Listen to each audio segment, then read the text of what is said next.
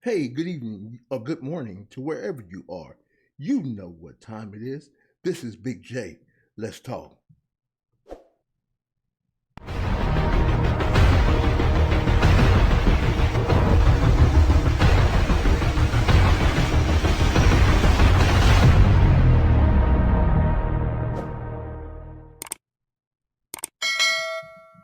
All right, you know that I do appreciate all those who do support the channel and listen to our take on sports news and information. I want to say and support anyone who's thinking about becoming a content creator. It's not just something that you're going to do to have fun or play around. This is actually like a full time job. And I honor those that have a job. I'll be going back to work in a minute. I honor those that have a job and still create content for YouTube. It is said that you should put out 3 to 4 videos a day. This perspective of making a channel big and grow is based on your faithfulness to your own work and your ability to work whenever you're even tired. Because when an audience begins to trust you, you have to be there for them as you want them there for you. But tonight, I want to segue a little bit. I want to talk about not so much the New York Knicks, but you see Julius Randle saying, Big J, let him know. Let him know, big dog, let him know. So we're going to let you know tonight what? The Knicks have not seen the playoffs in 7 years. The Hornets has not seen the playoffs in 6 to 7 years.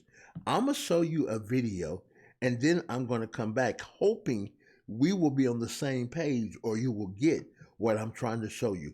I'll be right back. Leonard Truck Robinson not scoring that much, but second in rebounds for the New York Knicks.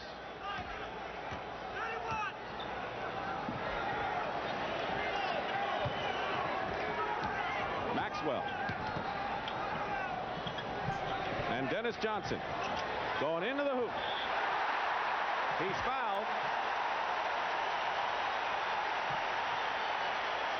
The basket counts, but Dennis Johnson It looked like Julius Randle, applied didn't a it? hot towel just moments before tip-off to his left shoulder or to his right shoulder. Apparently, it's still bothering him. That's the story in 7th games.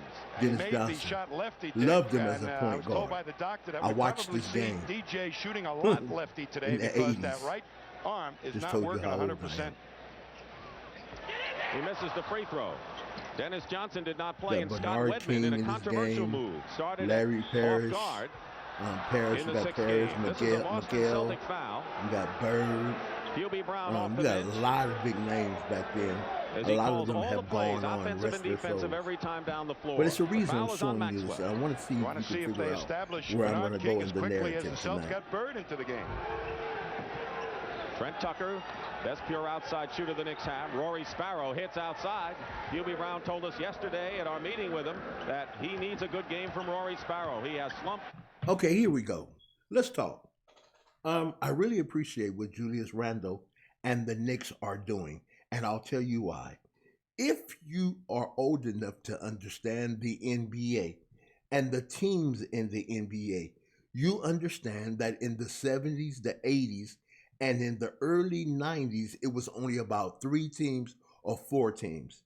One of those teams was the Los Angeles Lakers, who right under Boston have the most championship banners because they have the most titles in the West. Boston has the most titles in the East. Then you have the Knicks, who Phil Jackson used to play for the Knicks, and one of the governors, I can't think of his name, used to play for the Knicks. And there's some other mighty men who were dominant that played for the Knicks. I can't remember the young man's name who went into the locker room and he had sprained an ankle or something. He came out at halftime and ended up taking the Knicks to the victory and the championship. That's how big it was. But watch this. Then there was Detroit.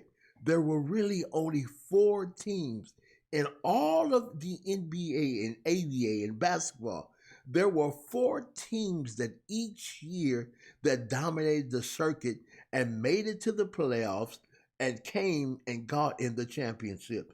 After a while, Utah became one of those teams. That's why you see the Jazz celebrated now. under Jerry Sloan. Kind of got it in there. Phoenix had a point guard, Kevin Johnson. Off the chain. Was nice. Very nice. And that was basically it. I'm sorry for all you fans that have a great team and this is my team. That's my team. No, it wasn't like that in the 70s and the 80s and the early 90s. Not even to 2000, the late 90s and 2000s did things change. Watch this. If you really know about basketball and you are a basketball fan, at times we say free agency messed the league up. No, it didn't. LeBron actually, through his movement of free agency, helped the NBA. I'll tell you why. When Pat Riley left the Lakers and went to Miami, even though Miami had Alonzo Mourning and they had some other stars, they could not win. And let me explain why I'm saying this.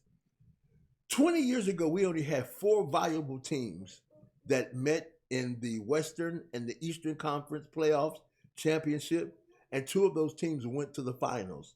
Watch this.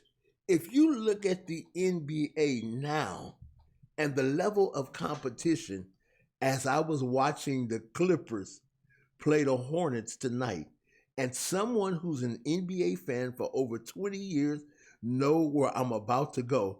The San Diego Clippers could not win anything. Players went there, they left there. Let me say it again. Players went there, they left there. That team had no reality.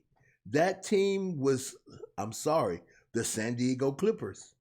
They couldn't win anything. The Denver Nuggets, another team. When Carmelo Anthony went there, it was a little different story. But Denver, the Mile High, they weren't known for that. Then you have the Phoenix Suns. They went and tried forever. Nothing. All right, then you had in the West, who else do we have?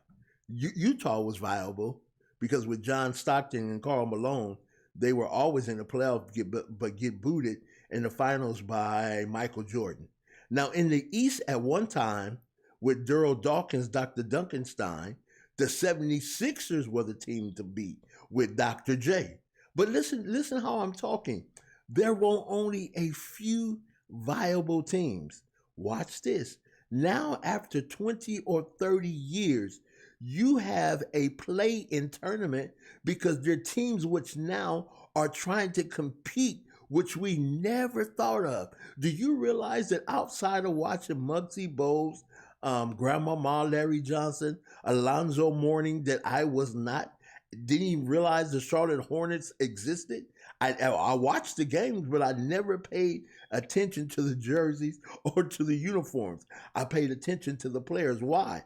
Because each year they were sent home because they were not part of that elite group of 5 or 6 that made it to the next level. I believe the Lakers have about 20 banners, and maybe Boston has another 22 or 23, or might be less than that. But what I'm saying is the 2 teams that were champions forever and ever, forever, are the Lakers and the Boston Celtics. Now what LeBron started is this. With free agency, now James Harden leaves Houston. Watch this. After he gets Houston was a good team back then too. All right. Besides when Rudy Tomjanovich got his jaw broken and all that stuff happened. A lot of you don't know about that. But anyway, Houston was a good team too. All right. And then what happened when James Harden went over to the Brooklyn Nets, the same thing. Brooklyn is not an old team. Brooklyn is a new team. Yes, the Bucks now are competitive. You're seeing teams, and look now in the NBA with the Knicks. They're back.